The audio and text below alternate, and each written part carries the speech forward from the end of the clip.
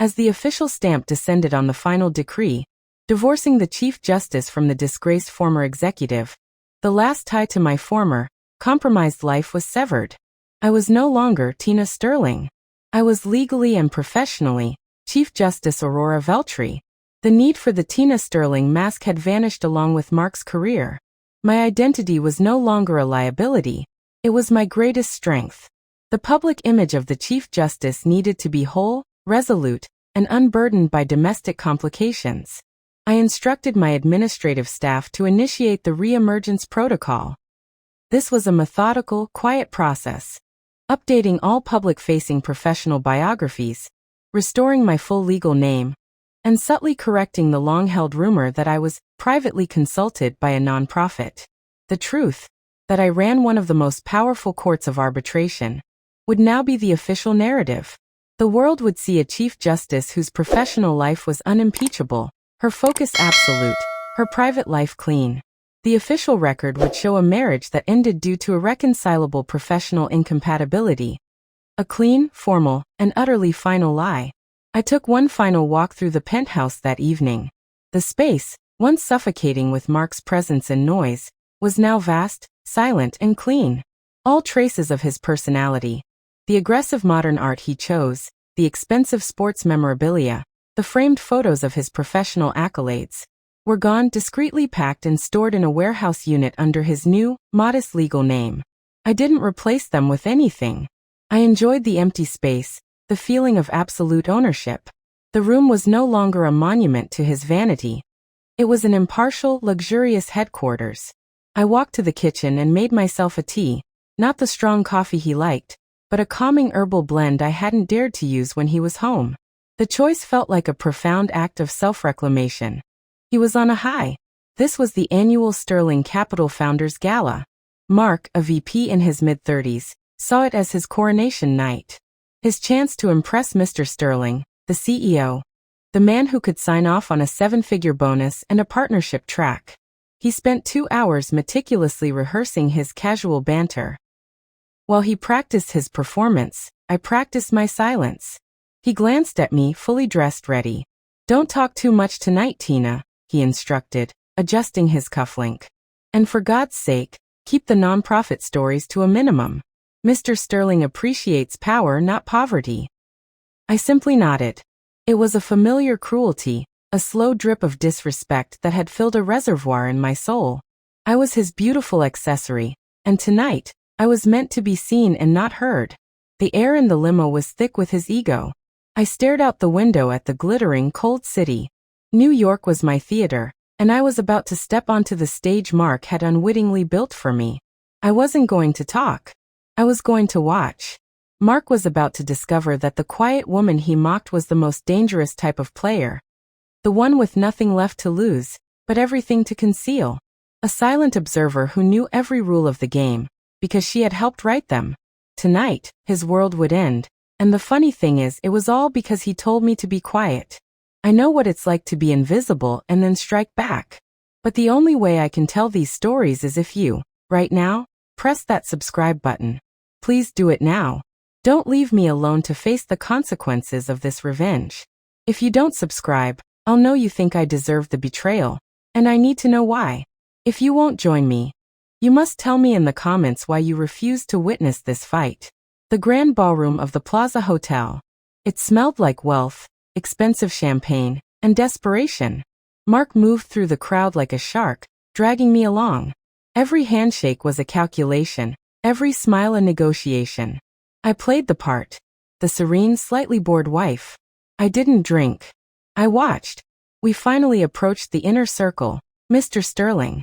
The man was a legend. 60 years old, eyes that missed nothing, and an iron grip on the global financial systems. Mark launched into his prepared speech, smooth, deferential, ambitious. Sterling listened, occasionally offering a curt nod. Then Mr. Sterling looked at me. A rare, almost analytical stare. "And this is your wife, Mark? A beautiful distraction, I see." Mark chuckled, a loud, false sound. "Oh, she tries to keep up, Mr. Sterling. Tina works on small-time legal matters. Pro bono stuff. Nothing you'd find interesting. She helps the little people." he said little people, as though it were a euphemism for irrelevant. The group laughed. I felt the heat rise, but I kept my face utterly still. Mark saw the flicker of annoyance in my eyes and seized the moment to amplify his disdain. To show his colleagues he was a man unburdened by a serious wife. In fact, he continued, louder this time, addressing the whole group of executives, she recently tried to argue some technicality about jurisdictional ethics on a case. I told her, Tina, stick to signing the checks. Leave the big law to the adults. The laughter was louder this time. It echoed in the vast room. A symphony of scorn aimed directly at me. Mark beamed, delighted with his public performance. He had humiliated me. Not in private, but in front of the people who held his entire future in their hands. I looked at him. I saw not a husband, but a petty tyrant. And then, I turned to look at Mr. Sterling. Mr. Sterling wasn't laughing. The smile had evaporated from his face. His eyes were wide, and the color was draining from his cheeks, leaving him a ghastly white. He looked past Mark, directly at me. He was studying my face, my composure, the stillness of my hands holding a glass of water. It was a look of dawning, bone-deep terror. Mark, still basking in his joke, slapped Mr. Sterling lightly on the shoulder. Right, Mr. Sterling? No place for small-time people in our world. Mark's eyes were bright with drunken pride. Mr. Sterling didn't move. He just cleared his throat, a dry rasping sound, and the single word he said next cut through the noise, silencing the entire elite group. Mark, he whispered, staring only at me, you're the judge. Mark's smile froze on his face. He didn't understand. But Mr. Sterling knew. He knew the name, the title, the silent, absolute authority behind the small-time legal consultant. And he knew that he had just witnessed his golden boy publicly mock the one person on this earth with the power to ruin him. The person who was, right now, presiding over the most critical, delicate case of his professional life. Mark had just placed his fate into the hands of the woman he had silenced. And the verdict was about to be delivered. The sound of the ballroom was suddenly muffled, distant. It was as if a heavy curtain had dropped over the gilded room, isolating Mark and the now silent Mr. Sterling in a spotlight of dread. Mark's smile, the triumphant, arrogant smile that had just mocked me, was frozen on his face, a brittle shell of pride. He tried to laugh, a desperate, high-pitched sound. Good one, Mr. Sterling. Always the joker, sir, Mark said, clapping the older man's back with nervous energy. Sterling didn't flinch. He didn't blink. He looked like a man who had just seen a ghost, a very expensive, very powerful ghost. His eyes, usually sharp and predatory, were now clouded with a fear I recognized instantly. It was the fear of consequence, the fear that only true, untouchable authority can inspire. No, Mark, Sterling finally managed, his voice barely audible above the jazz ensemble. No joke. Just a fact of the matter. He refused to meet Mark's eyes, instead casting fleeting, terrified glances at me. Me, the woman Mark had told to stick to signing the checks.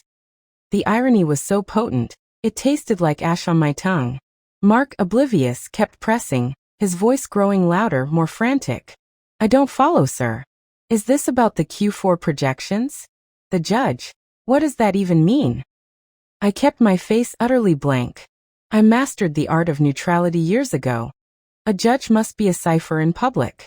I let the silence hang, heavy and damning, between the two men.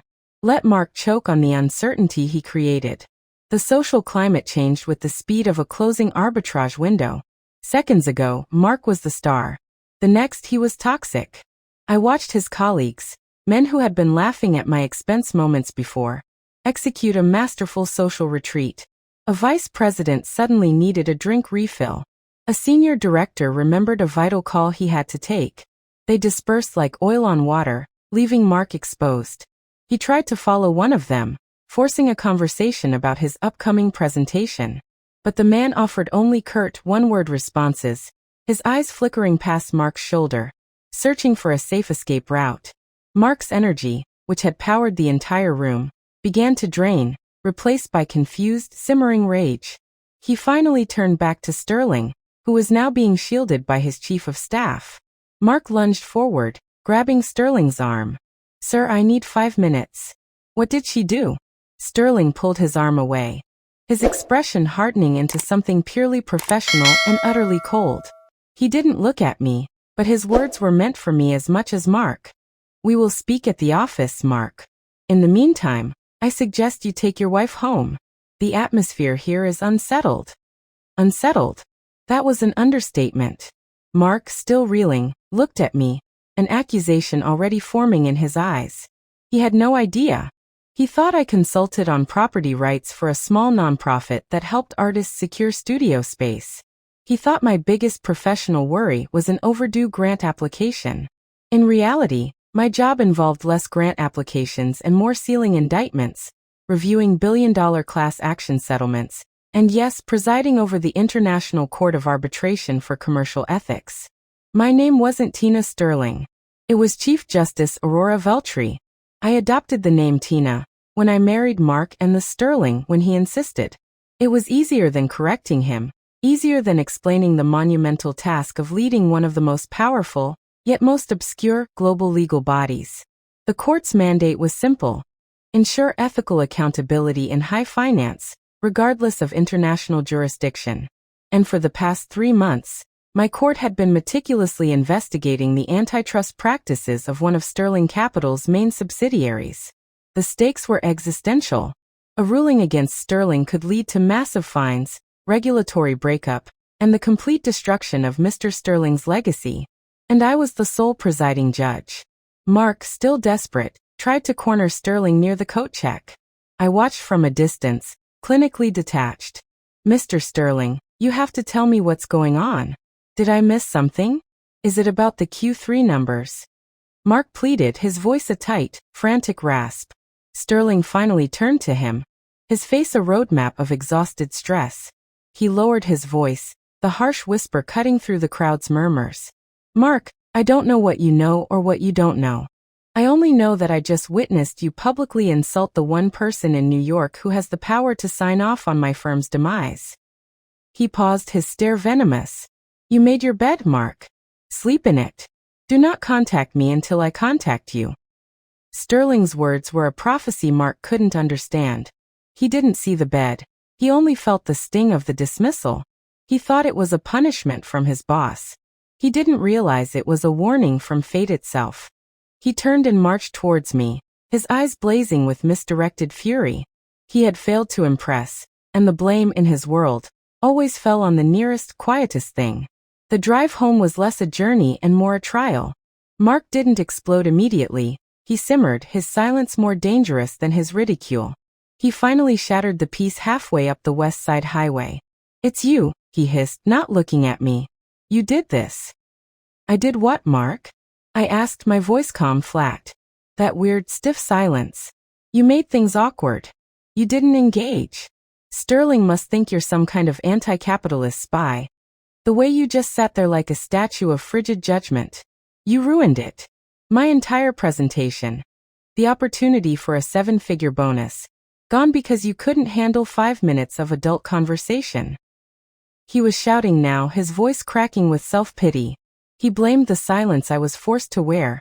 The silence he demanded I wear. He never once considered that the stiff silence might be the composure of a person who knew precisely what was at stake. I looked out at the lights of Manhattan. He blames my composure, I thought. He thinks my quiet integrity is the liability, not his loud arrogance. It wasn't just the gala. The drip, drip, drip of disrespect had started years ago, soon after my appointment to the Chief Justice position, when I realized I had to live this clandestine life. I had to let him think my work was insignificant. I had to let him believe he was the sole engine of power in our marriage. The contempt grew because my silence allowed his ego to inflate unchecked. He would wave off my nonprofit legal consulting, with a patronizing chuckle to his friends. "Oh, Tina is busy saving the world one tenancy agreement at a time." I recalled the night he laughed at a complex legal text I had left open, dismissing the entire volume as lawyer jargon designed to confuse the simple. That jargon was the foundational precedent for the Sterling antitrust case. His success, his penthouse, his expensive suits, they were all built on his towering self-delusion. And my enforced humility. I allowed him to be cruel. I reflected, by allowing him to be blind. The cost of my professional integrity was my personal self-respect. And tonight, he spent the last of that respect on a cheap joke. The rage subsided, replaced by a cold, surgical calculation. Mark's public mockery and Sterling's terrified response had irrevocably complicated my position. If Mark somehow discovered my true role and, in his spite, revealed it, the entire Sterling case would be compromised. The defense would claim spousal prejudice, dragging the court and my career into a political and ethical quagmire. I couldn't just divorce him quietly. I had to remove him from my life, from his firm, and from the city's power circles, with such precision that his removal would reinforce the image of my professional impartiality. He had to vanish, leaving no professional trace that could be tied back to me. I realized then that the revenge wouldn't be emotional. It had to be legal. It had to be decisive. It had to be final. The woman who loved him was gone. The judge remained. And the judge had a conflict of interest to resolve. We reached the penthouse. Mark slammed the door and headed straight for the bar. I walked to the end of the hall, to the door he thought was just a high-security storage closet. My true office. The one he never, ever entered. I authenticated myself using a retinal scan and a complex numerical key. The door slid open with a heavy, almost ceremonial thunk. Inside, the room was silent, bathed in the cool blue light of my secure terminals. I didn't call the family lawyer. I didn't call a therapist. I sat down at the imposing mahogany desk and pressed the secure, encrypted line that connected me directly to my court headquarters in Geneva. The line rang once. A crisp, professional voice answered in a low tone. "Yes, Chief Justice?" "Clerk Hansen," I said, my voice now dropping into the formal cadence of my professional life. "I require an urgent procedural modification. Pull the file for the Sterling Capital Antitrust Review." I heard the sharp intake of breath on the other end of the line. Hansen knew that moving a major, sealed case file outside of the schedule was unheard of. "Chief Justice, with all due respect, that is not scheduled for judicial review for another 4 weeks. Is there an issue of jurisdictional security?" I leaned forward, my hands flat on the cool desk. My voice was calm, but the command was absolute. "There is Hansen. An extreme, unexpected spousal conflict of interest has emerged. I need the file prepared for immediate, early review of the sanctions and ethical breach protocols. We are accelerating the timetable. I will begin work immediately. Confirm receipt." "Confirm, Chief Justice Veltri. Immediate action taken." I ended the call. The decision was made. Mark had set off a chain reaction with his petty joke, and the first stone was now rolling downhill. I opened the encrypted brief. The section I immediately focused on was the protocol for ethical entanglement and non-disclosure violations pertaining to key corporate officers. I scrolled down to the legal provision concerning the termination of key personnel involved in ethical conflicts. It was a technicality, a loophole I myself had helped draft years ago to ensure corporate compliance. It was the perfect instrument for the quiet, professional execution of Mark's career. The specific document I flagged for immediate review was the Emergency Board Mandate Clause, a rarely used provision that allowed the court to secretly advise a corporation's independent board to remove conflicted personnel before a public ruling. It was a surgical strike. I smiled a genuine, cold smile for the first time that night. Mark had asked me to be quiet. I was quiet. And in my silence, I had just signed the death warrant of his entire future. The verdict was coming, and he was completely unprepared for the judge's final ruling. The morning after the gala was a masterclass in Mark's particular brand of psychological maneuvering. He emerged from the bedroom with the heavy scent of regret. A calculated remorse, not a genuine one. He was hungover, anxious about his standing with Sterling, and therefore overly affectionate. He found me in the kitchen, perfectly composed, brewing a specific, strong coffee he liked. He wrapped his arms around me, placing his chin on my shoulder. His hands were shaking slightly. "I'm so sorry, Tina. I was an idiot last night. The stress of the partnership track, it made me say things I didn't mean." His voice was velvet smooth. A performance. I let him hold me for a moment, simply observing the strain beneath the surface of his apology. He wasn't apologizing for hurting me. He was apologizing for risking his future. I could feel the tension in his muscles, the genuine fear of failure. "It's all right, Mark," I said, my voice low and steady. "The pressure must be immense." His apology was a maneuver, not remorse. A small tax he paid to reset the domestic dynamic. And my acceptance was a strategic deployment, allowing me to observe his movements from the safety of his presumed reconciliation. I needed him to believe the facade was holding, even as I prepared to dismantle the foundation. He left for the day, attempting to orchestrate an emergency meeting with Mr. Sterling that I knew would never happen. The second the door clicked shut, I moved. My hand went to the hidden compartment in my desk, retrieving the burner phone I used for strictly court-related correspondence.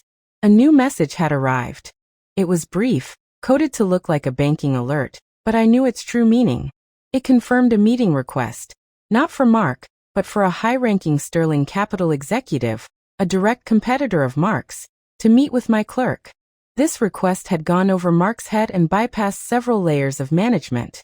It was a clear sign Sterling was already moving to replace Mark with a more stable, less conflicted asset. Mark's professional demise wasn't a matter of if anymore.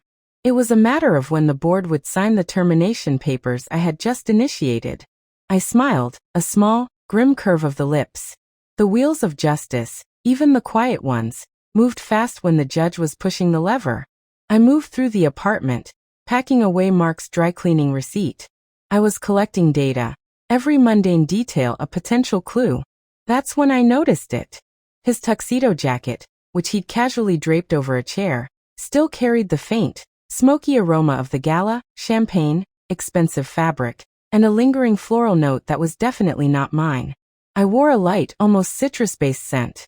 This was heavy, heady, and complex, a perfume of expensive seduction. I hadn't noticed it the night before because I was too focused on the sound of his betrayal, the mockery. But now, in the quiet morning light, the evidence was undeniable. It was a scent of a specific, high-end, European brand. Tuberose and ambergris. I knew it immediately. Not because I wore it, but because as a judge in high-profile corporate cases, I had access to the financial profiles of almost every major player in New York. I knew that scent. It was the signature perfume of the very elite, very young associates Mark constantly praised for their dedication. I felt a sudden, cold wave wash over me. The disrespect wasn't just professional. It was personal, corrosive, and potentially criminal. The initial hurt of infidelity was fleeting. I had expected his arrogance to eventually manifest in this predictable way. But the timing and the context were what mattered to the judge. I moved to my secure terminal. I bypassed the complex firewalls of my court system to access Mark's private banking information, something I was fully authorized to do under my judicial mandate for investigating spousal ethical conflicts. I wasn't looking for large transfers. Those were easy to hide. I was looking for patterns. I found them instantly. Small, repeated cash withdrawals from ATMs located near specific downtown hotels and corporate parks. The hallmark of a hidden life. The classic pattern for a long-term, carefully concealed expense account designed to fund an affair. The anger was gone. It was replaced by a chilling focus. The mockery was just the surface. The rot went deeper. He wasn't just cheating. He was systematically and financially deceiving me, using the cover of his successful life to maintain his secret. This was fraud. This was a liability. I cross-referenced the ATM locations and dates with Mark's travel schedule. The pattern was consistent. The withdrawals often coincided with his late-night strategy sessions. My emotional state was not heartbreak, but a profound professional disappointment. He was sloppy. He was arrogant. He was predictable. I used my court's extensive, non-public database, designed to track complex financial ties, to search for people in Mark's immediate professional sphere who might wear that specific, expensive perfume. The list narrowed quickly, matching the scent profile to the demographic that Mark frequently worked with. The final result, when it appeared on my screen, was a young woman named Chelsea, a junior financial associate at Sterling Capital. And she wasn't just any junior associate. She was listed as part of the legal compliance team, a peripheral yet crucial group in the Sterling Capital subsidiary under my court review. The air in my office grew colder. The personal betrayal had just collided head-on with the official ethical conflict. I didn't confront Mark. I didn't even file the divorce papers yet. I had to secure the evidence first. Any action taken by me now had to be unassailable and professionally justified. I typed a secure, anonymous request to a private investigation firm, a ghost company I used when I needed information outside of official channels.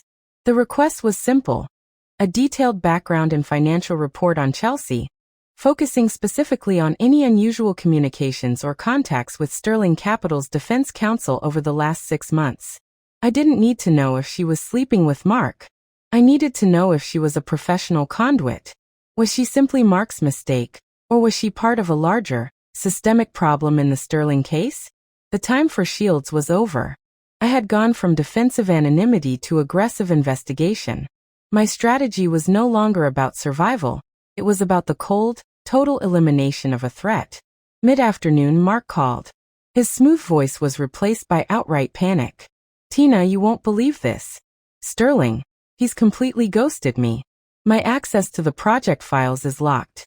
I've sent 4 emails to his chief of staff, and they've all been bounced back to my assistant. I'm being frozen out. I think someone's trying to politically sabotage me." He was a rat in a maze, blind to the open exit.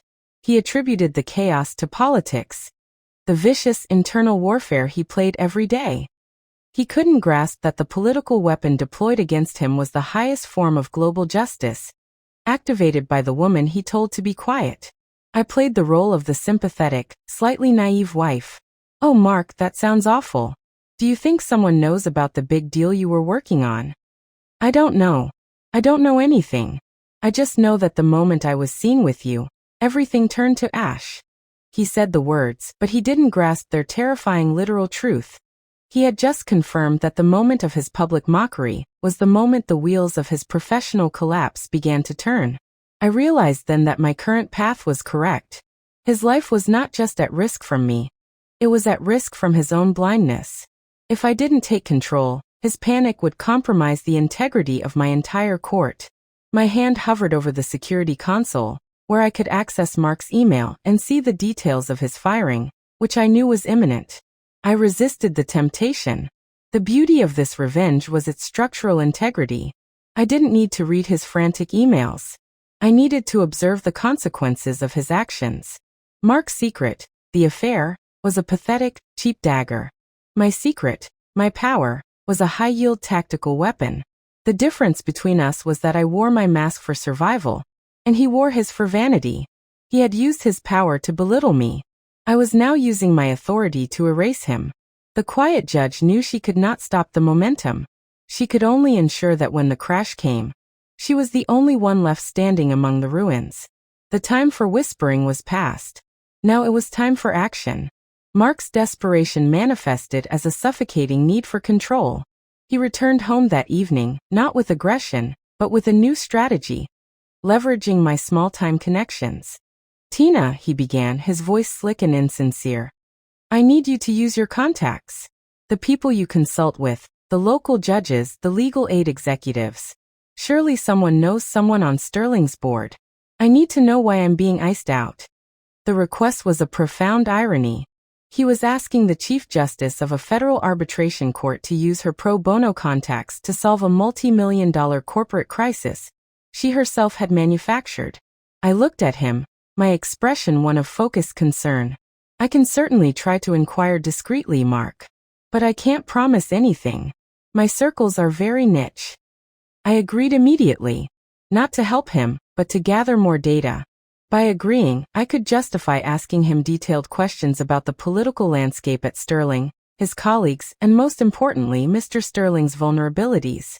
He thought he was deploying me as his secret weapon. In reality, he was granting me unfettered access to the target's operating system.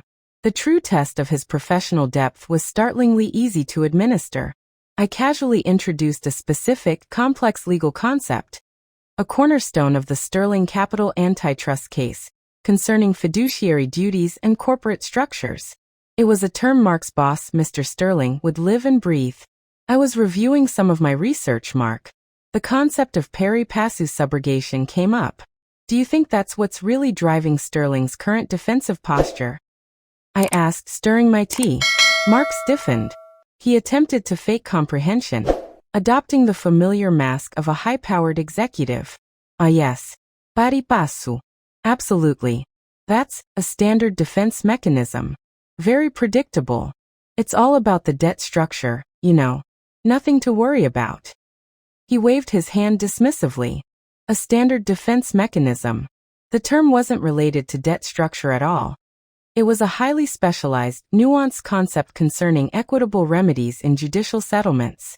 His shallow response confirmed everything. He was a master of performance, not substance. He was a salesman, not a strategist. And a man without strategic foresight is easily outmaneuvered. The anonymous background report on Chelsea arrived via the secure channel. I opened the file. The confirmation of the affair was secondary. The financial data was primary.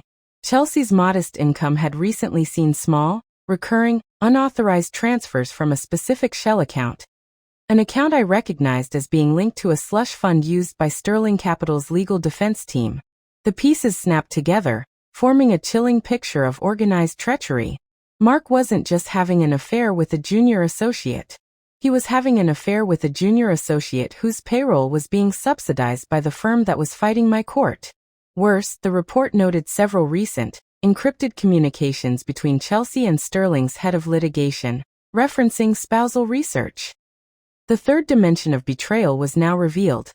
Mark's mockery and his infidelity hadn't just compromised our marriage. They had unknowingly facilitated an ethical breach in a federal case, allowing the defense team to leverage his private life for intelligence gathering. My focus shifted entirely from personal hurt to professional crisis management. Mark was no longer a husband. He was an active legal risk. His actions, even his blind ones, had created an immediate and existential threat to the integrity of the court of arbitration. I could no longer afford a quiet divorce. I needed a surgical termination that erased his connection to my life, his firm, and the case. I had to preemptively remove him before the defense team, or the press, could use him as a weapon against my judicial neutrality. I had to accelerate the professional termination. The ethical liability was too great. I wasn't seeking revenge. I was administering a necessary, ethical correction. The revenge, the cold, quiet undoing of his pride, would simply be the required byproduct of justice. I spent the next hour drafting the separation documents. These were not the standard, emotionally charged divorce petitions drafted by matrimonial lawyers. These were documents written by a Chief Justice, meticulously crafted to prioritize asset isolation, professional non-disclosure, and ethical firewalls. I used legal language that was clinical, cold, and irrefutable.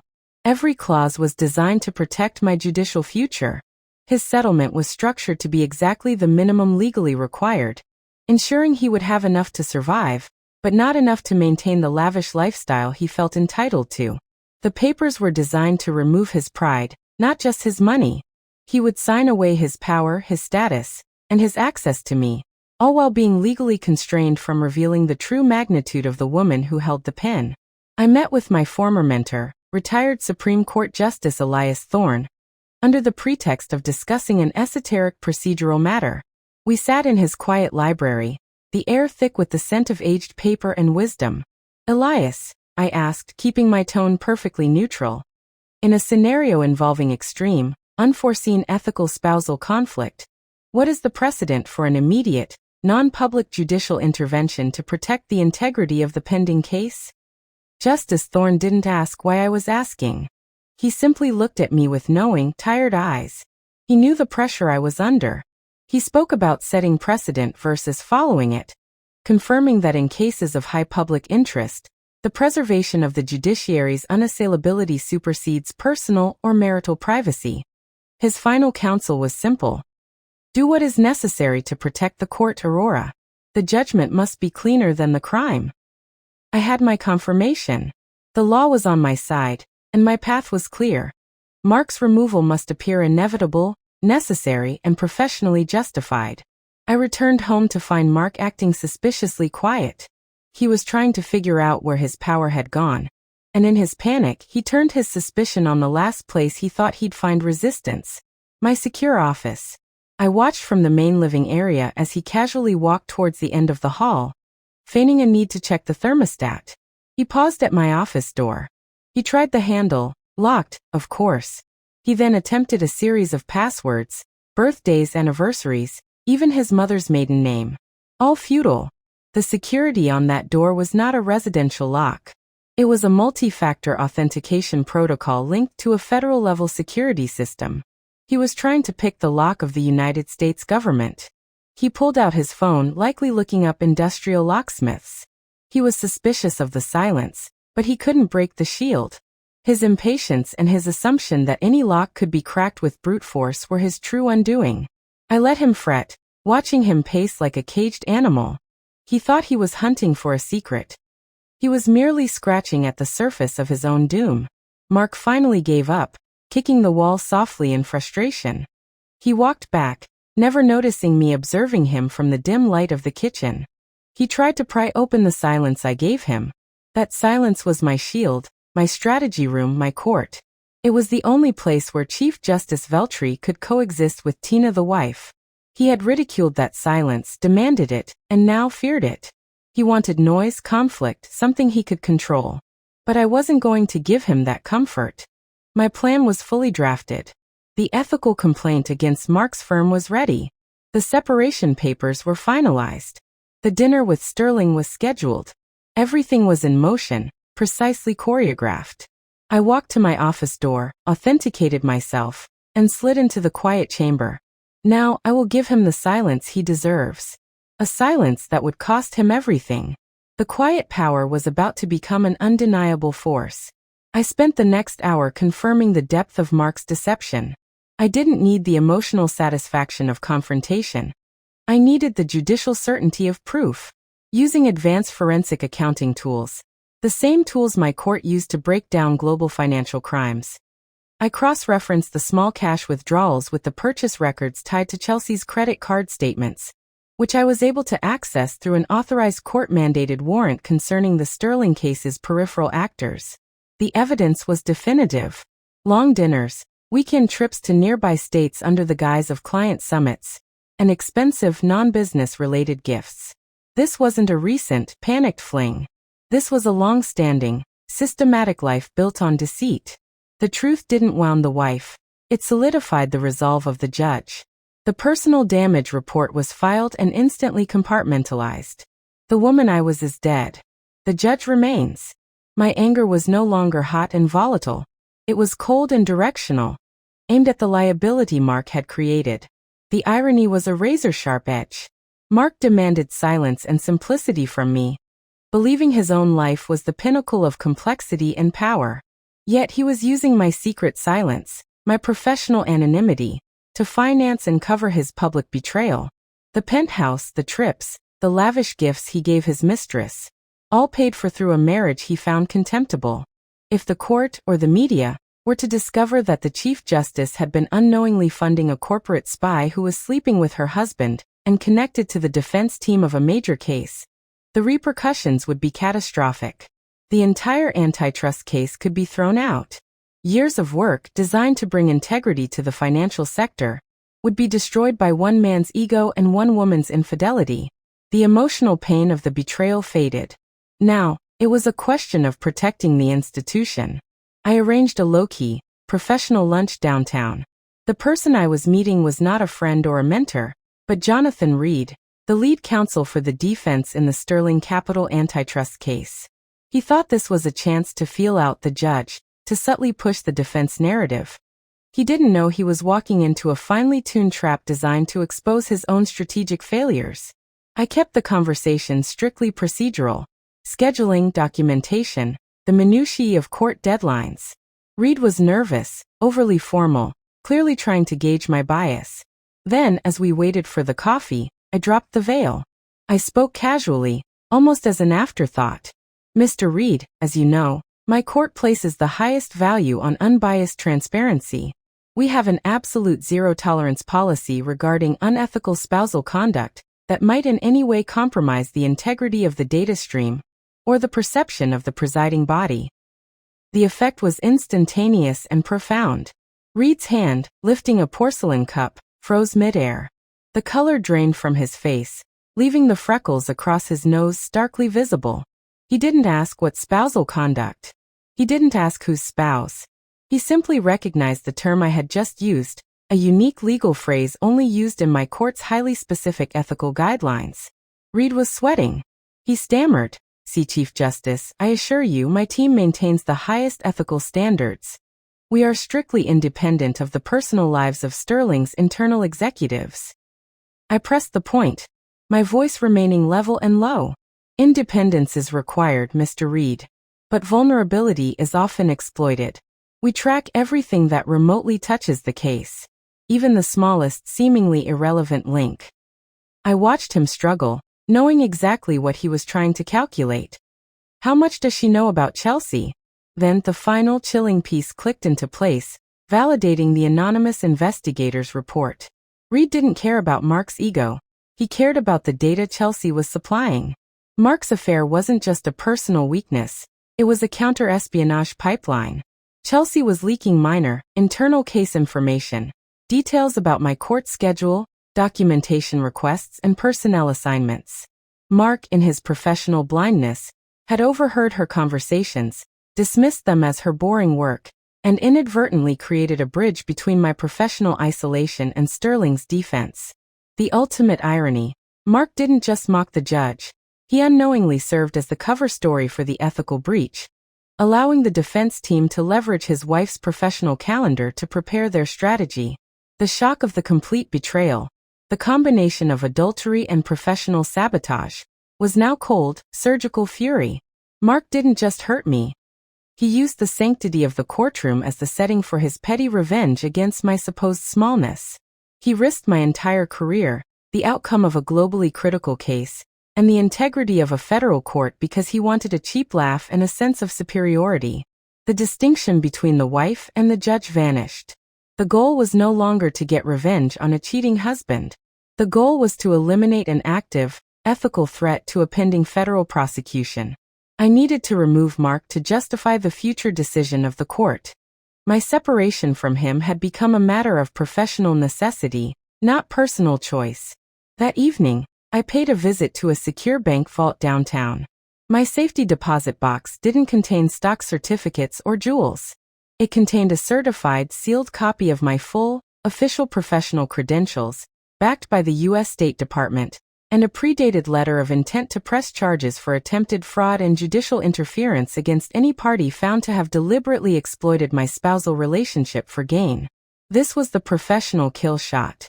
If Mark or Chelsea ever went public, I wouldn't have to defend myself. The law would defend me, by instantly moving to prosecute them for the specific crimes that threatened the court. I held the envelope, feeling the stiffness of the heavy paper beneath my fingertips. It was my final shield, my absolute truth, weaponized and notarized. I didn't need to yell, argue, or beg. I simply needed to unleash the full weight of the law, which I myself represented. I returned to the penthouse. Mark was in the living room, celebrating a small, irrelevant win, a minor client approval on a project he hadn't yet been fired from. He was beaming, self-congratulatory, pouring an expensive scotch. He saw my professional attire, the controlled calm on my face, and assumed my small-time legal work was going well. I looked at him, the man drinking scotch in my apartment, celebrating a victory that meant nothing, unaware that he was already bankrupt, already replaced, already judged. I saw not a husband, but a professional liability, a conflict of interest that had to be neutralized. And the clock was ticking down to zero. There is a profound difference between shock and acknowledgement. The initial shock of betrayal had passed. What remained was the raw, heavy weight of acknowledgement. The years I had silently sacrificed my visible identity for a man who repaid that sacrifice with contempt and infidelity. I walked past Mark, still oblivious, still celebrating his small victory, and into the darkened kitchen. I poured a glass of water, not wine, and leaned against the cold marble counter. I permitted myself 5 minutes. 5 minutes of quiet, unadulterated grief for the loss of the idea of my marriage. The tears that fell were silent. They weren't tears of sadness for Mark. They were tears of fury at my own misjudgment. I had believed in the sanctity of my commitment, even if it was a clandestine one. I had trusted his character, even if I concealed my own. And that trust was the only thing he had truly managed to destroy. The moment the final tear traced its path down my cheek, I straightened up. The grief was brief, clean, and immediately channeled. It was fuel. The woman I was is dead. The judge remains. And the judge is angry. The plan now centered on finding the perfect ethical chink in Mark's professional armor. A quick termination was easy. A termination that guaranteed his silence and professional toxicity was the objective. I wasn't just looking to fire him. I was looking to make him unhireable in the only circles he cared about. I needed to frame his firing not as simple performance failure, but as an irreconcilable failure of moral character. A liability so severe that every other firm would know better than to touch him. I began a deep dive into Sterling Capital's internal code of conduct, looking for clauses Mark himself was responsible for enforcing. The irony was potent. Mark, in his climb, had been tasked with drafting the company's stringent anti-corruption and professional integrity declarations. He had unwittingly created the legal blueprint for his own destruction. I found the clause. Any executive whose personal conduct jeopardizes a primary regulatory proceeding shall be immediately terminated for cause, with full forfeiture of all unvested compensation. I met with an old friend and colleague, Liam, a former FBI profiler, who now ran a high-end private security firm specializing in corporate vulnerability assessment. I presented him with a redacted profile of Mark. No names, just behavioral patterns. Liam, I said, I need an assessment of this subject's critical vulnerabilities, his failure points, his deepest fears. Liam reviewed the dossier quickly. His assessment was brutal and precise. The subject is driven entirely by fear of poverty and fear of irrelevance. His ambition is a cover for deep insecurity. His greatest vulnerability is his pride. He needs public validation and constant affirmation of his success. The way to break him is not to hit his finances, but to silence his story. Liam's final advice crystallized my strategy. Mark's greatest asset is his ability to network, which means he talks too much. He believes his own performance. If you can force him to talk, at length in front of the right people, and then immediately remove his platform, he will self-destruct. He won't be able to process the silence. The plan was refined. I needed to ensure Mark's termination was seen as an internal ethical cleansing, not a random firing. I crafted a cryptic, anonymous memo. It was short, impeccably formatted, and sent to the personal, non-corporate emails of 3 independent members of the Sterling Capital Board of Directors. The content referenced the specific ethical clause I had found in their charter, and alluded to unidentified spousal conflicts in the pending federal matter. Just enough information to cause a tremor. No names, no accusations, just the subtle suggestion that a profound ethical failure was lurking within their senior executive ranks, threatening the massive regulatory proceeding.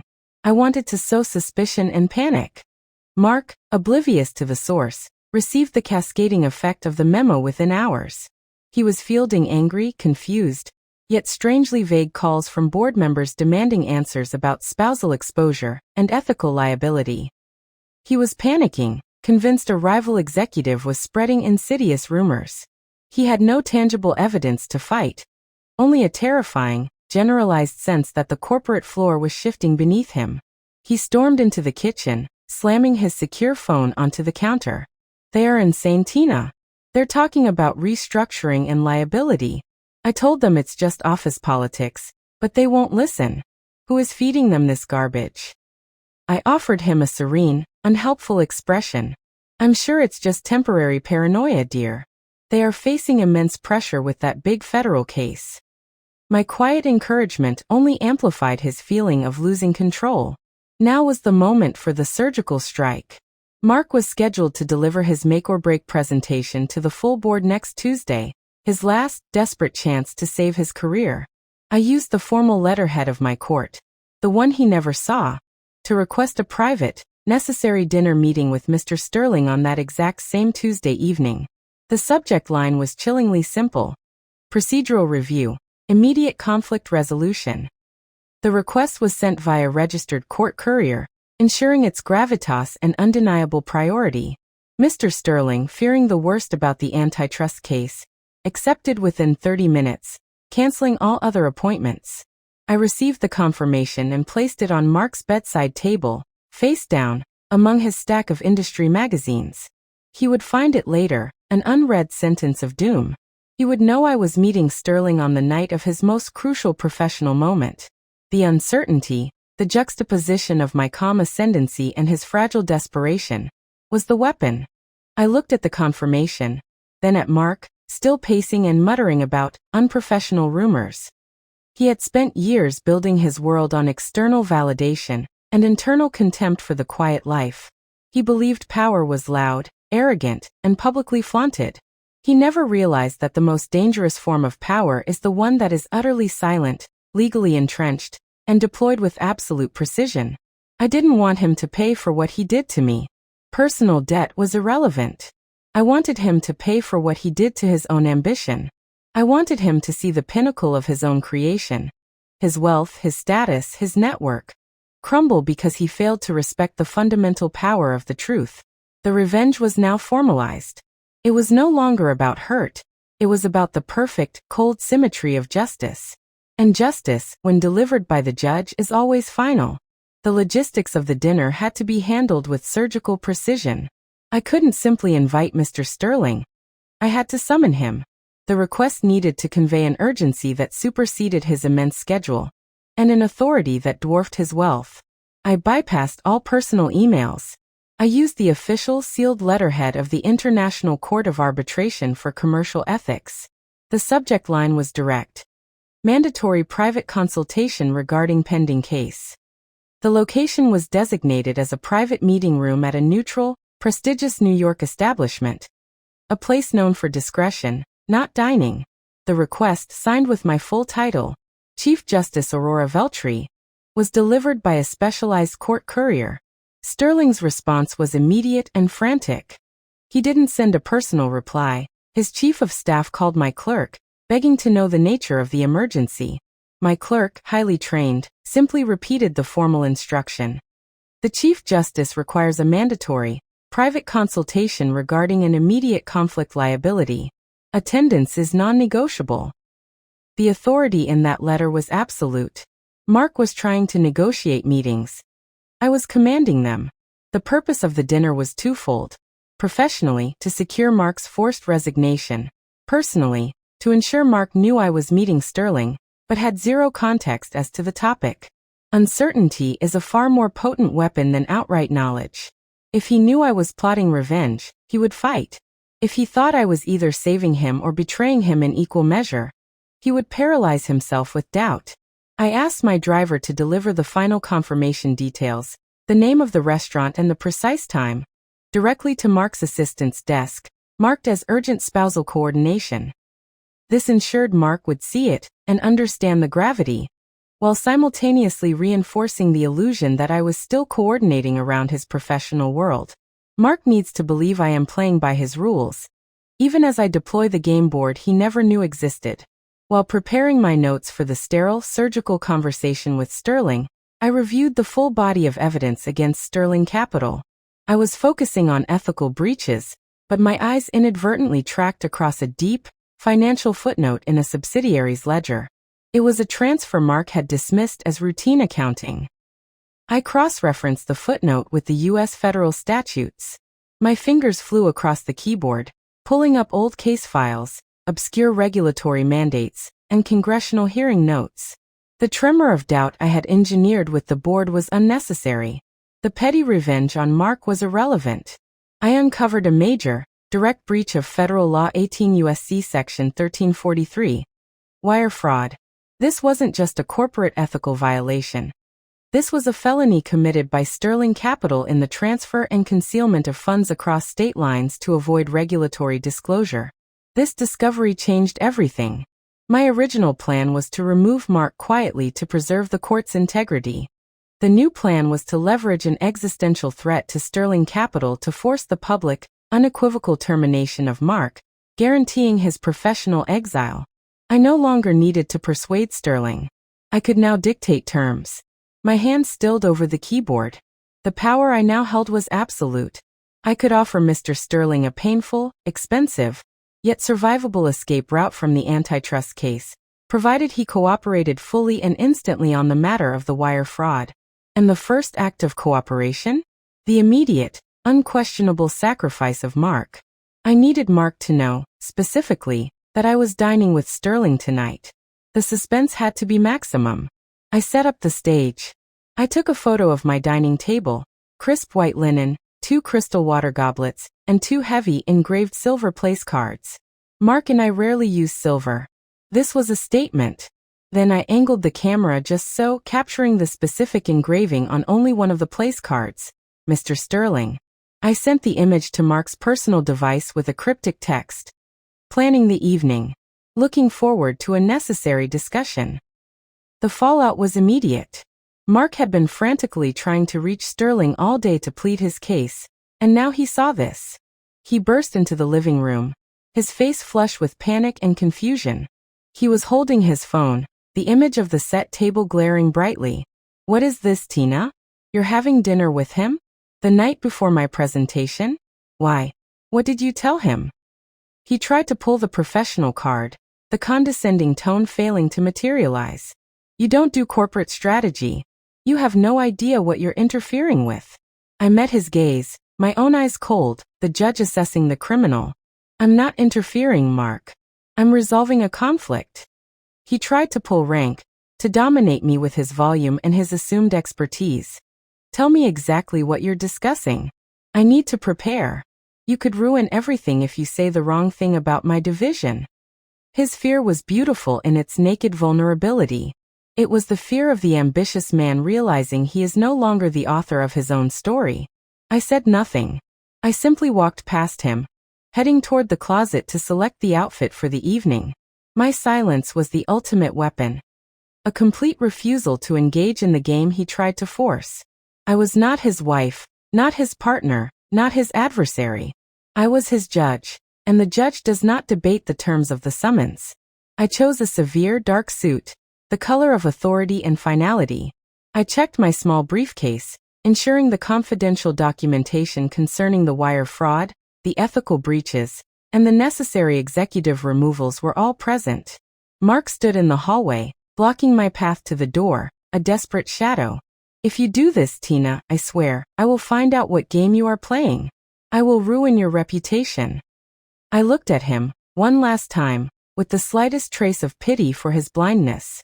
My voice was a soft, deadly whisper, contrasting sharply with his frantic tone. I told you to be quiet at the gala, Mark, I said, adjusting the lapel of my suit. Tonight, you'll finally understand why. The quiet ones, Mark, are the ones who truly own the evidence. I stepped into the waiting black car. The soft hum of the engine was the only sound. I pulled out my tablet, reviewing the federal statutes concerning wire fraud. I was no longer the conflicted wife seeking freedom. I was the embodiment of justice, preparing to bring down a legal hammer that would not only crush Sterling Capital, but also cleanly, finally, and ironically eliminate the man who had dared to mock the judge. The game was over. The verdict was due. The chosen location was not a restaurant, but a private, soundproof conference room booked under the name of a fictitious law firm. No waiters, no distractions, only the heavy silence of a room designed for secrets. When I arrived, Mr. Sterling was already waiting. He stood when I entered.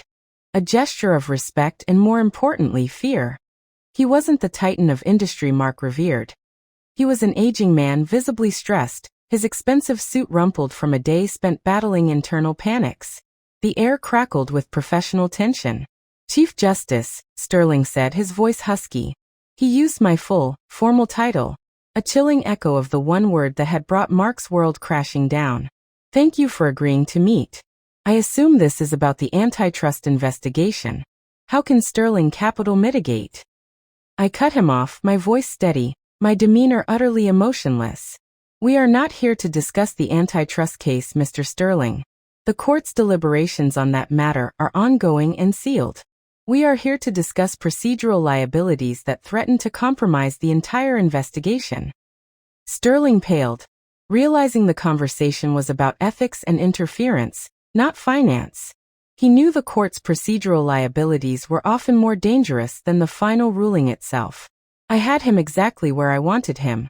Defensive, confused, and desperate to prove cooperation. Chief Justice, if there is a problem, I assure you, we will move immediately to rectify it, he promised, his hands clutching the edge of the table. I opened my briefcase and slid a concise, single-page document across the polished surface. It wasn't the full wire fraud evidence. It was the documented, irrefutable proof of the minor ethical breach. The spousal conflict of interest involving Mark and his unwitting role in providing information to the defense. Sterling quickly scanned the document. His brow furrowed at the names, Mark's and Chelsea's, and the dates of the communications. For a terrifying moment, I saw comprehension dawn in his eyes. He realized his star executive's personal weakness had been systematically exploited by his own defense team. He looked up, a wave of relief washing over him, quickly followed by cold determination. He realized it wasn't the felony yet. This was a solvable, executive problem. "This is manageable, Chief Justice," Sterling said, relief making him momentarily bold. "We will terminate the junior associate immediately. We will launch an internal inquiry." I shook my head, my gaze unwavering. Unacceptable. The conflict has been identified as originating at a senior level. The court requires a demonstrable, unassailable removal of all compromised personnel to ensure that the final judgment, when it is rendered, cannot be challenged on the grounds of ethical entanglement. "You mean, Mark?" Sterling whispered, the reality of the situation hitting him. "Mark's spousal relationship, Mr. Sterling, is now a liability to Sterling Capital's case integrity," I stated, using the clinical language of jurisprudence. "The appearance of impropriety is sufficient grounds for an immediate, quiet termination for cause. This is not punitive, but a necessary procedural firewall." I watched the rapid calculation in Sterling's eyes. He saw the full scope of the antitrust case, billions of dollars, his legacy, pitted against the career of one ambitious executive who had just publicly mocked the presiding judge. The choice was non-existent. He sighed, the sound heavy with resignation. "Very well. Mark will be terminated, effective first thing tomorrow morning. We will cite corporate restructuring and enforce a strict NDA to protect the company's proprietary legal information." He thought he was being clever, protecting the company, but this was exactly what I wanted. A firing that guaranteed Mark's absolute silence and professional obscurity. I watched him sign the internal agreement.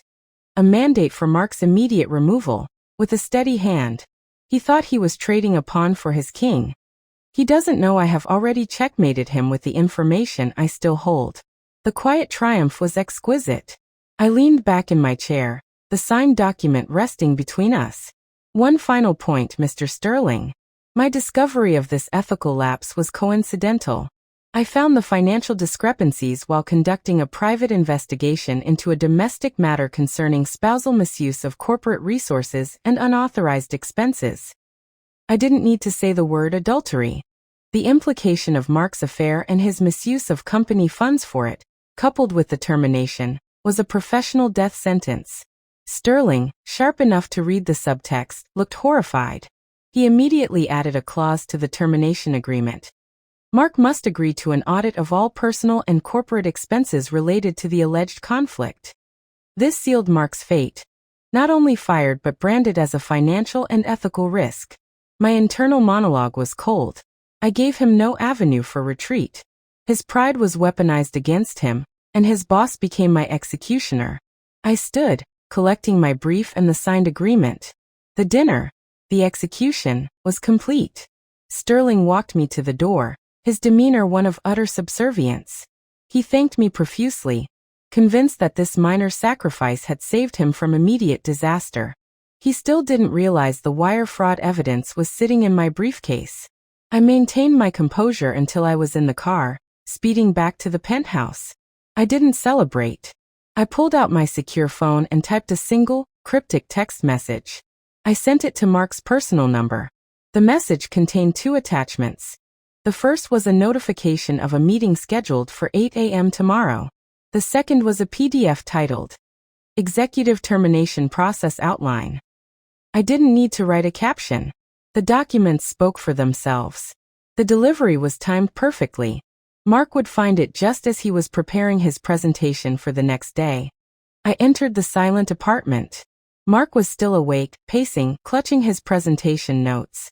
He saw the black car pull away, and his eyes immediately found mine, frantic and demanding. What did he say? Did you fix it? Did you tell him I'm essential? He asked, lunging toward me. I simply walked past him, placing my briefcase down. Then, I turned and handed him my phone, displaying the screen showing the 2 attachments I had just sent him. The meeting time, 8 a.m. The subject, executive termination. Mark's face went through 3 distinct stages: confusion, followed by disbelief, followed by a blind, towering rage. He crumpled the phone in his hand, letting out a roar of absolute disbelief. He can't. He's trying to break me. He's punishing me for the gala. He shouted, completely oblivious that the punishment was delivered by the very person he was shouting at. I watched him, utterly unmoved, my cold determination a mirror reflecting his final moments of delusional pride. The execution was carried out. The judge had rendered the first, irreversible verdict. The next morning was defined by a profound, agonizing silence. Mark left for work at precisely 7:30 a.m., dressed immaculately, clutching his briefcase. He was still in denial, believing that his talent, his network, and his sheer force of personality could overturn a simple administrative error. He thought he was walking into a review. He was walking into a firing squad I personally commissioned.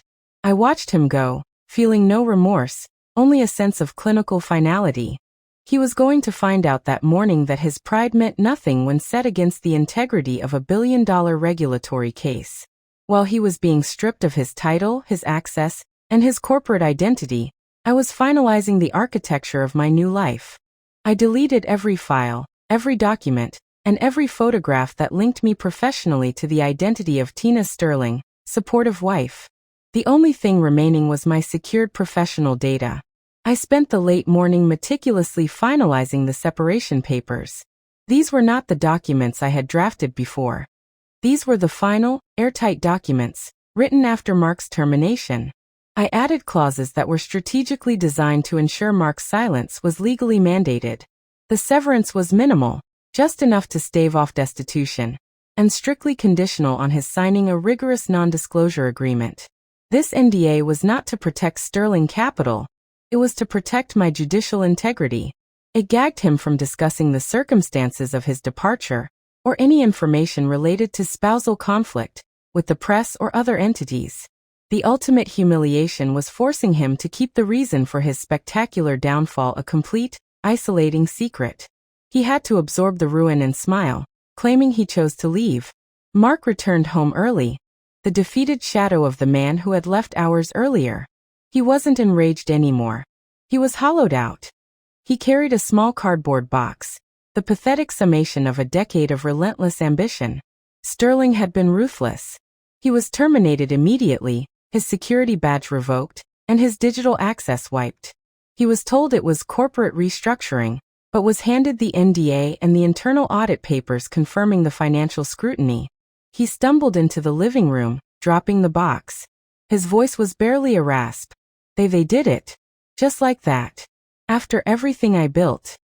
He looked at me, his eyes full of pathetic accusation. And you were having dinner with him. You didn't say a word. You could have stopped it. I walked over to the side table and handed him the bound separation papers, the divorce decree, the NDA, and the asset division agreement. The final, formal instruments of his. He threw the papers to the floor, the sound sharp and brittle. The anger finally surfaced, desperate and uncontrolled. You're cutting me off? After everything? I'll ruin you, Tina. I'll go to the press.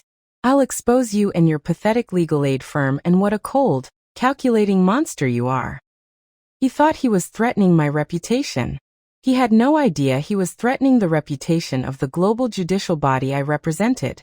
I looked down at him, my voice colder than the New York winter. Try Mark. Go to the press. Tell them about Tina Sterling and her small-time legal matters. And the moment you utter the phrase judicial corruption, or spousal conflict in a public forum. The entire weight of the Federal Bar Association will crush you for ethical interference in a pending federal case. The threat hung in the air, a subtle, calculated use of my professional vocabulary. He saw the shift in my authority. He saw the vast gulf between legal aid consultant and the woman who spoke of the Federal Bar Association with absolute confidence. Mark stumbled backward, grabbing his personal laptop, his final tether to his old world. "What are you talking about? What case? I'm going to find your damn firm." He yanked the laptop open, attempting to connect to the building's Wi-Fi. It failed. He tried his cellular data. No connection. He tried logging into his personal accounts, bank, social media, even his old Sterling email. All returned the same message: access denied. Account frozen. He looked up at me, his eyes wide with horror. His digital world, his financial scaffolding, his entire network. Everything had been remotely, cleanly, and legally excised. The silence around us was suddenly deafening, no longer a backdrop, but an active, terrifying force. I had legally separated his digital world from mine, making him a ghost in his own apartment. I watched his defeat. The panic was genuine now. He realized I had not merely orchestrated his termination. I had sealed off his entire existence. "How?" he rasped, holding the useless laptop like a shield. "The asset division was filed and executed this morning, Mark," I explained clinically. "The court grants the presiding party immediate administrative control over all joint financial assets and digital interfaces, pending the final divorce decree. You signed the prenup, remember?" I simply accelerated the process. I hadn't just removed his money. I had removed his ability to communicate, to plot, or to organize any resistance. His inability to access his network or his funds meant he was entirely dependent on me for the next step. He was powerless. I pointed to the papers on the floor. "Sign them, Mark. Sign the NDA, the divorce, and the asset settlement. Accept the conditions. Do it quietly, and this ethical conflict ends with your signature." Mark, completely broken, fell to his knees, collecting the scattered papers. The man who scoffed at my small-time life was now begging the silence to spare him. He signed them quickly, frantically, his signature shaking violently on the page. His final, desperate act was to submit to the authority of the woman he mocked. I walked over and picked up the signed documents, slipping them into my briefcase. "Good," I said, my voice showing neither triumph nor regret. I had the legal, absolute authority to remove him from my life, and to protect the integrity of the court. The revenge was structural, complete, and perfectly justified. I looked at the shell of the man who had been my husband. He was sitting on the floor, the briefcase containing his life's work scattered beside him, his phone and laptop useless tools. I walked to the secure office door, authenticated myself, and slid into the quiet, blue-lit chamber. Mark watched me, his hollow eyes burning with a confusion that was quickly turning into primal fear. He knew he had lost everything, but he still didn't understand who had dealt the final blow. He still thought it was Sterling. I had achieved the ultimate control. The enemy was defeated, neutralized, and still blind to the true identity of the power that crushed him. I closed the heavy door, locking Mark outside. The silence was absolute. The hours immediately following Mark's signing of the documents were the quietest of the entire ordeal. The tactical action was complete. Only the reflection remained. I sat in my secure office, the divorce papers and the NDA on the desk, feeling the immense weight of the secret I had carried. Why the profound silence? Why the need to let my identity be reduced to the supportive wife? The world Mark inhabited, the world of high finance, ruthless ambition, and toxic masculinity, was a world that instinctively distrusted power that wasn't loud or obvious. My position as Chief Justice was not simply a job, it was a target. Every ruling I made, every ethical mandate I enforced, created powerful enemies. I didn't just need privacy, I needed unassailability. The rule of law required me to be beyond reproach, beyond personal prejudice. If the defense in a multi-billion-dollar case could point to a domestic life built on wealth and social ambition, they would have grounds to challenge my neutrality. My silence wasn't a weakness, it was a shield. The price of that protection was that I had to live alongside a man who despised the simplicity I feigned. I remembered the day I was appointed Chief Justice, a political firestorm of unprecedented scale. The role was created specifically to combat the complexity of international corporate fraud, and my nomination was met with vicious scrutiny. My mentor, Justice Thorne, had advised a complete severance from my visible personal life. I shed my given name, Aurora Veltri, for the neutral alias, Tina Sterling. I let Mark believe the simplest, least threatening lie about my career. I did it not for romance, but for procedural survival. I kept the secret for his protection, too. Protection from the sheer magnitude of my enemies, protection from the ethical pressure that would have crushed his fragile ego long ago. But he saw the veil and called it emptiness. He confused my necessary humility with actual insignificance. And in doing so, he destroyed the very protection I afforded him. Mark had been thrown out of his digital life. His friends and colleagues were either ignoring him or too busy surviving the Sterling capital chaos to notice his personal implosion. He had only one option left. The one man whose connection couldn't be instantly severed. His father. Mark's father was a retired mid-level state court judge, a good honest man from a different generation, whose career Mark had always secretly looked down on as small-time. I knew he would turn to him. He needed validation and financial security, and his father was the only safe port in the storm. Mark recounted the entire breakdown, the gala, Sterling's terror, the inexplicable freezing of his accounts, the silent, cold woman who had just served him divorce papers. He repeated the cryptic phrase over and over. He just kept saying, "You're the judge, Dad." What did that mean? Mark's father listened patiently, the years of judicial experience allowing him to filter Mark's frantic accusations for the few, essential facts. He asked a key question that Mark, in his arrogance, had never thought to ask.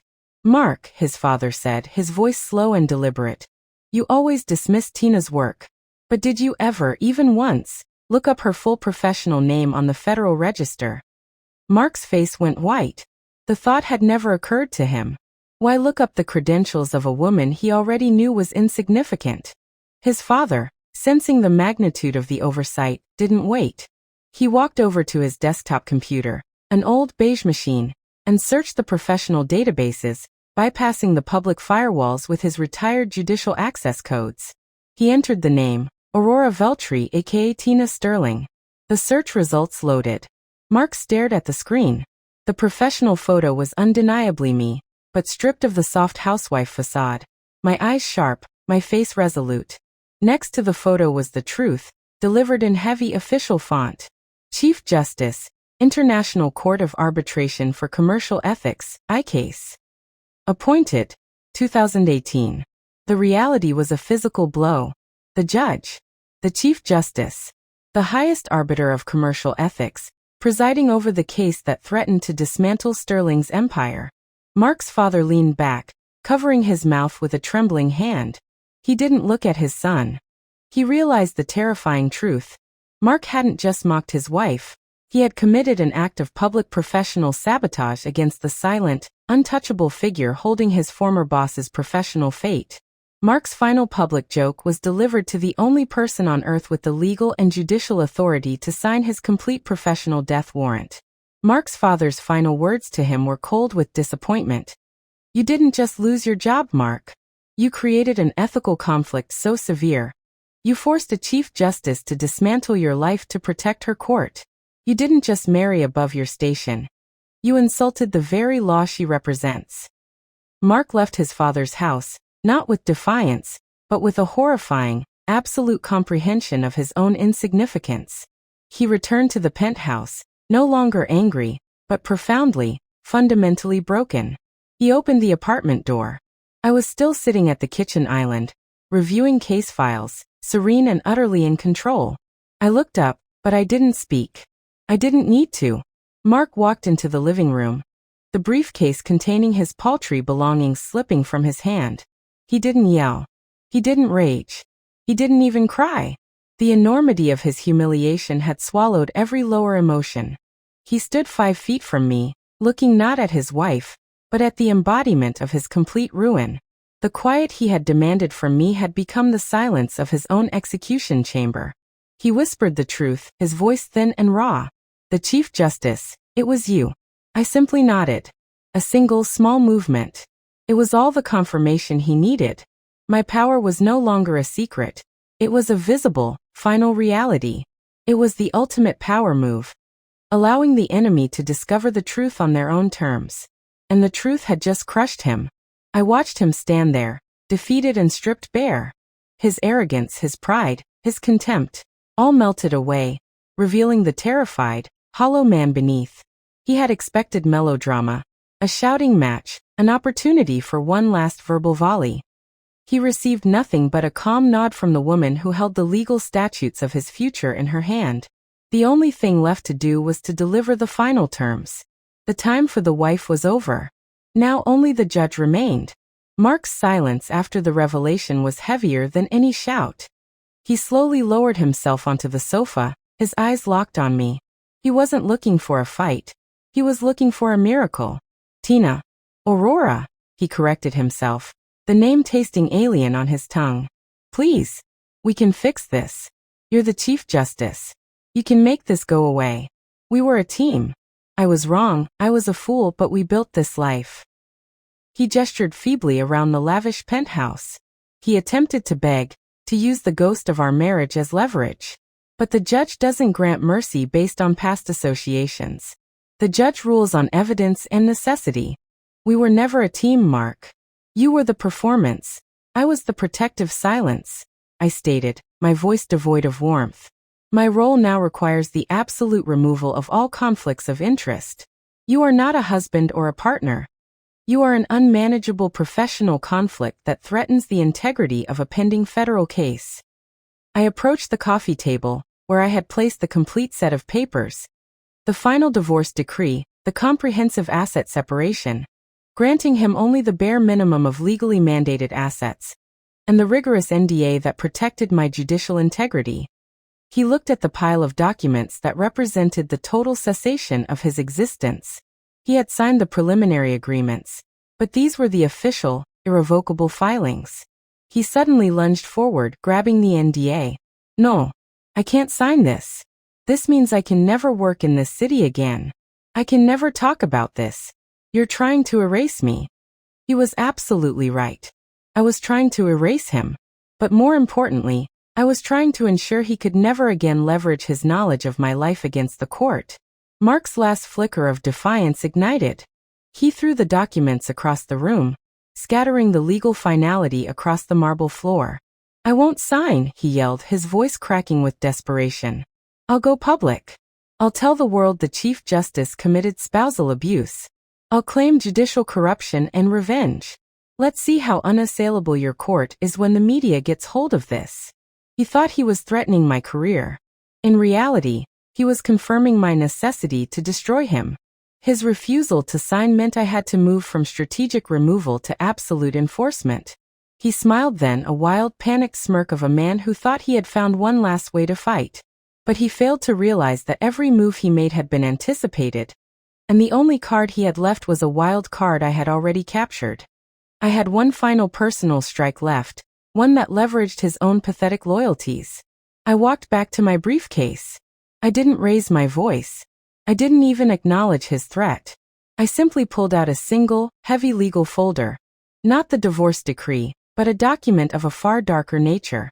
I placed it gently on the table, centering it precisely in front of him. He looked down, and the bold heading chilled the blood in his veins. Formal criminal complaint. Attempted fraud and judicial interference. $18 USC Section $1,503.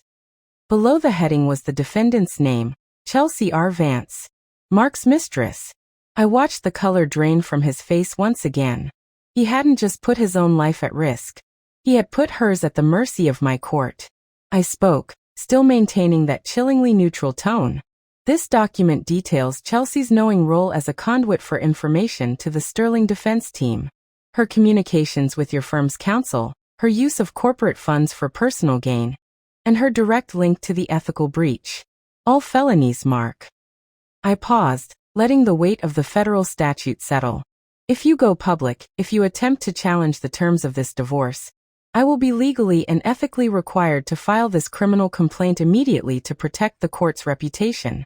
Your mistress will face felony charges. She will lose her job, her career, and possibly her freedom. Mark was trapped. He could sacrifice himself in a blaze of feudal media glory, or he could save the woman he betrayed me with.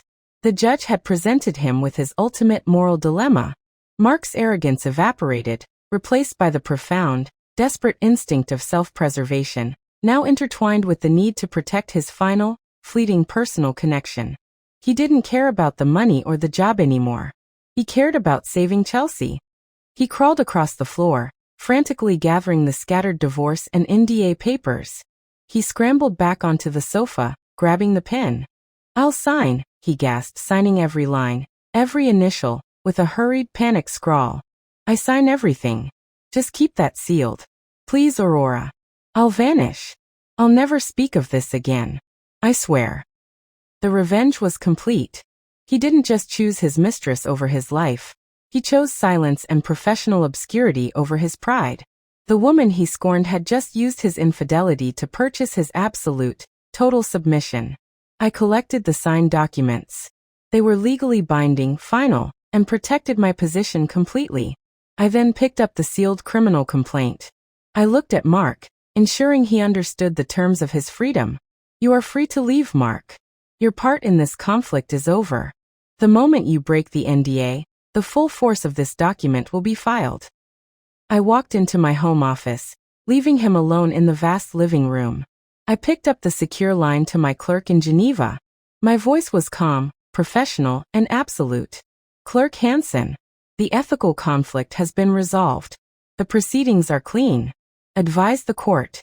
The federal antitrust case against Sterling Capital will render its final judgment, as scheduled, early tomorrow morning." I ended the call. The most complex personal and professional conflict of my career was solved. Mark was still sitting on the sofa, staring at the closed door of my office. He didn't understand the depth of the Sterling case, but he understood the finality of my actions. I was wearing a simple, tailored black suit, ready to go into my office for the final preparations before the judgment. I was no longer his wife, nor his adversary.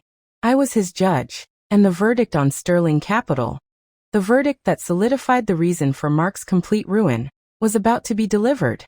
The final judgment in the Sterling Capital antitrust case was delivered precisely at 9 a.m., Geneva time. It was not a thunderclap, but a massive tectonic shift. The news broke simultaneously across every major financial wire service in the world. The verdict was absolute. Sterling Capital was found guilty of market manipulation and anti-competitive practices. The penalties were staggering: billions in fines, court-mandated restructuring, and a permanent, visible dent in the firm's global authority. It was a victory for ethical finance and a landmark ruling for my court. Mark, having signed his divorce papers mere hours before, was still slumped on the sofa when the news hit his unused television screen.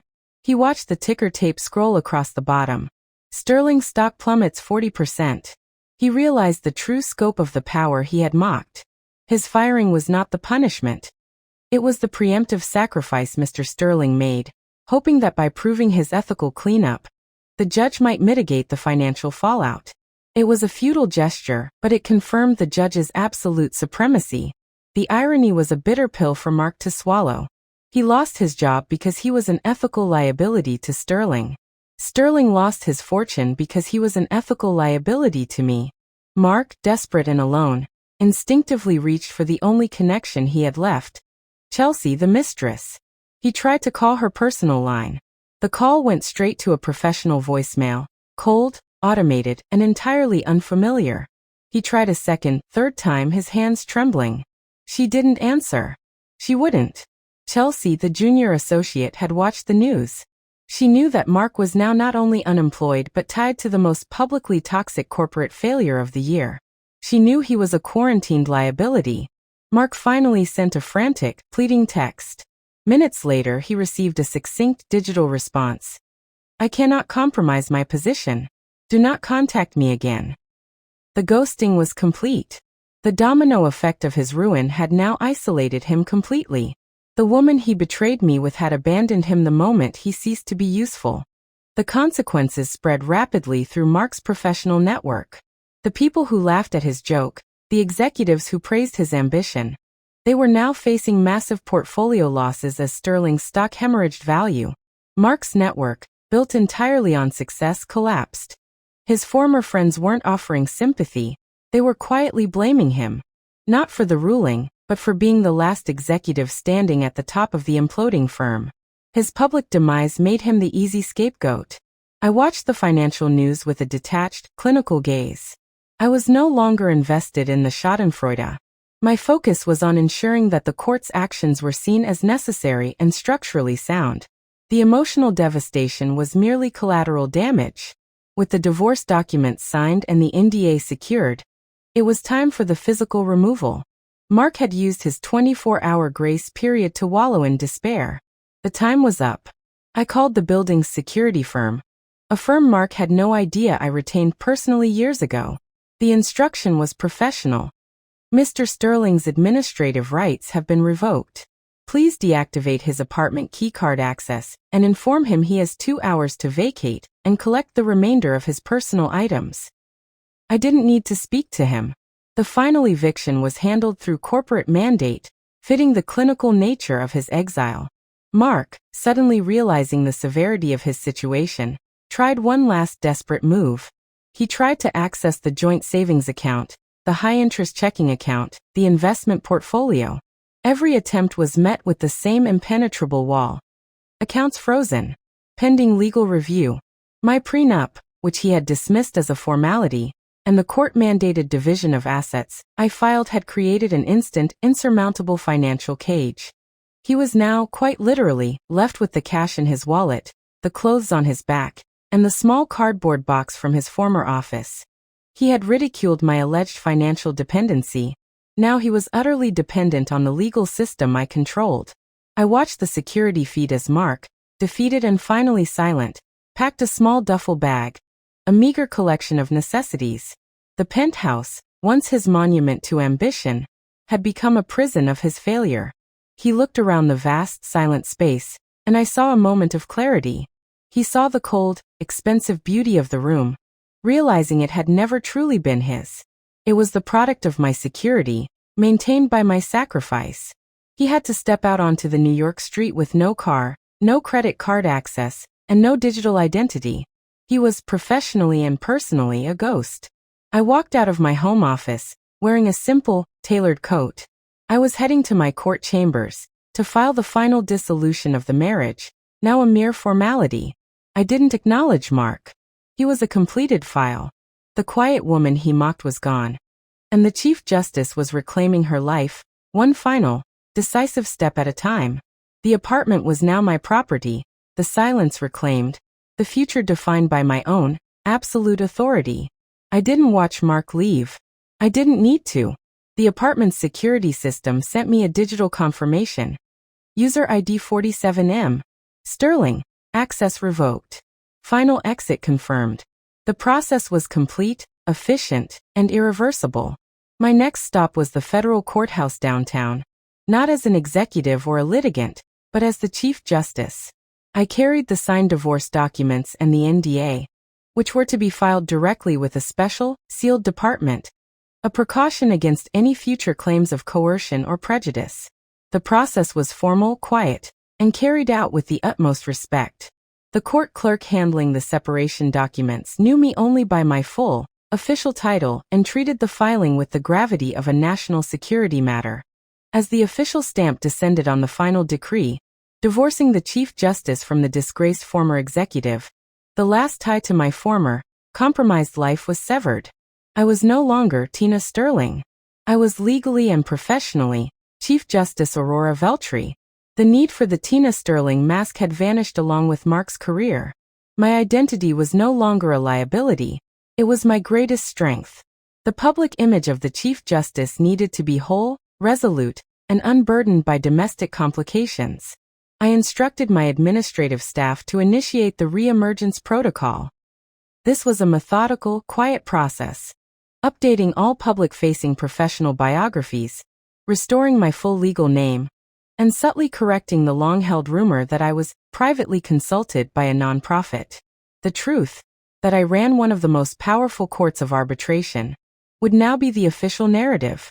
The world would see a Chief Justice whose professional life was unimpeachable, her focus absolute, her private life clean. The official record would show a marriage that ended due to irreconcilable professional incompatibility. A clean, formal, and utterly final lie. I took one final walk through the penthouse that evening. The space, once suffocating with Mark's presence and noise, was now vast, silent, and clean. All traces of his personality, the aggressive modern art he chose, the expensive sports memorabilia, the framed photos of his professional accolades, were gone, discreetly packed and stored in a warehouse unit under his new, modest legal name. I didn't replace them with anything. I enjoyed the empty space, the feeling of absolute ownership. The room was no longer a monument to his vanity. It was an impartial, luxurious headquarters. I walked to the kitchen and made myself a tea, not the strong coffee he liked, but a calming herbal blend I hadn't dared to use when he was home. The choice felt like a profound act of self-reclamation. The victory was complete, but the cost was indelible. I had sacrificed years of open intimacy, professional recognition, and personal truth. Mark's casual cruelty was a direct result of the lie I forced myself to live.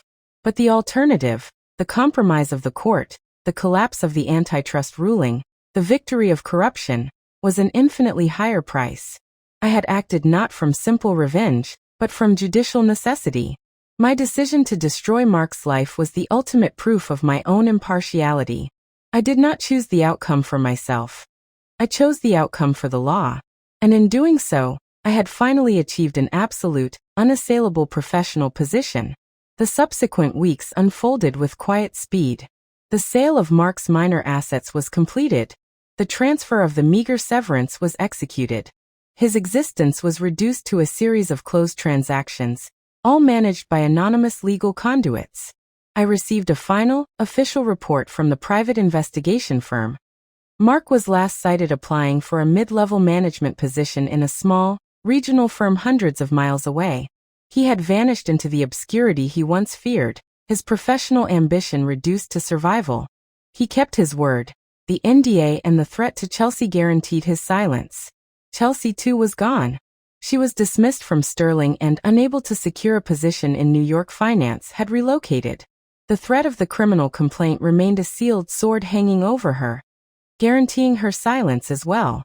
I sat at my desk, preparing the docket for the next major case, a massive intellectual property dispute involving 3 continents.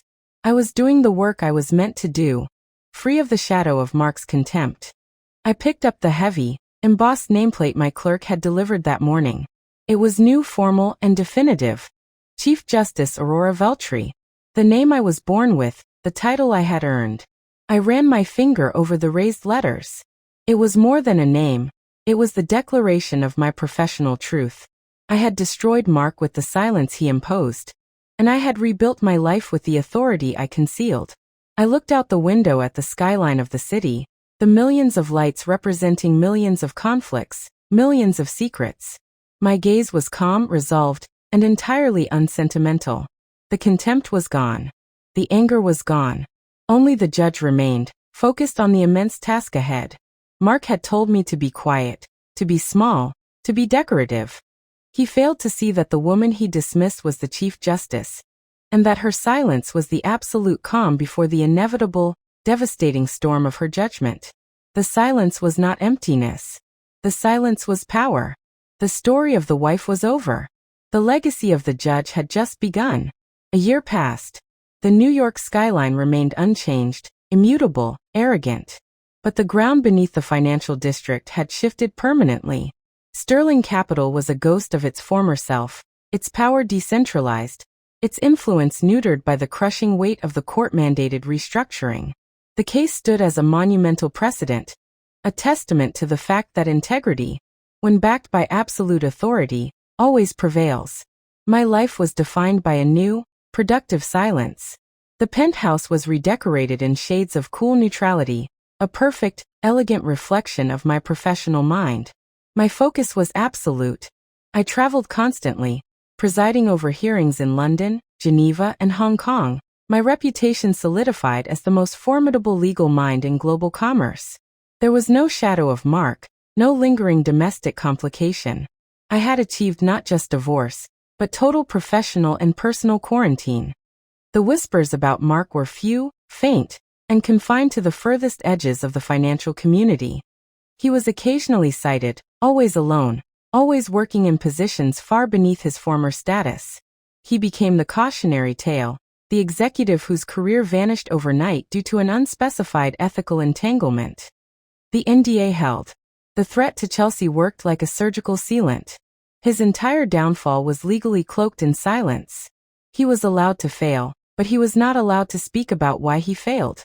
He carried the burden of his silence, forced to listen to the false narratives that explained his absence: bad luck, burnout, creative differences. He was forced to live with the knowledge that the woman he dismissed as insignificant was the architect of his oblivion. Yet he could never, ever articulate the truth. The irony was the final, unending payment of his debt. Justice Thorne once told me, "The judgment must be cleaner than the crime." I reflected on that. Was my course of action justified? I had not acted out of petty vengeance. I had acted to protect the judicial process from an unacceptable ethical infection. The removal of Mark was a required surgical procedure to save the integrity of the institution. I had traded personal pain for professional perfection. The price was high, but the result was a court, and a Chief Justice, that was now unassailable. I had eliminated the conflict of interest in the most definitive way possible. By eliminating the man who embodied it. Mark had sought to punish me with his silence, attempting to make me feel small and powerless. He was now condemned to a perpetual, debilitating silence. A silence imposed not by me, the wife, but by me, the law. The cold symmetry of the punishment was complete. He lost his voice, his wealth, and his status because he failed to respect the profound, concealed power of the woman he married. He had confused the outward appearance of simplicity with true lack of substance. He learned too late that the most dangerous power is the one that allows itself to be underestimated. I stood in my secure office, preparing for a long flight to Geneva. The weight of the Chief Justice title was immense, but it was a weight I carried with absolute resolve. My marriage to Mark was a footnote in the history of a major federal ruling, a necessary, temporary sacrifice that ultimately reinforced the power of my mandate. The quiet woman he mocked was gone. Her name was Aurora Veltri. She was the Chief Justice. She was silent because she was listening, calculating, and ultimately judging. And in her world, the verdict is always final. The silence of the penthouse was no longer empty. It was full of power, full of peace, and full of the unassailable truth of her victory. My story isn't over. The Chief Justice has new cases, new conflicts, and new betrayals to uncover. But I can't keep telling these intimate stories of quiet power and public collapse if I lose my voice. If you didn't subscribe when I asked you to know this, you are choosing to walk away from my story, leaving me alone in this quiet victory. I need to know why. If you won't join my inner circle, you must go to the comments right now and tell me why you refuse to follow the judge. Don't leave me with just silence.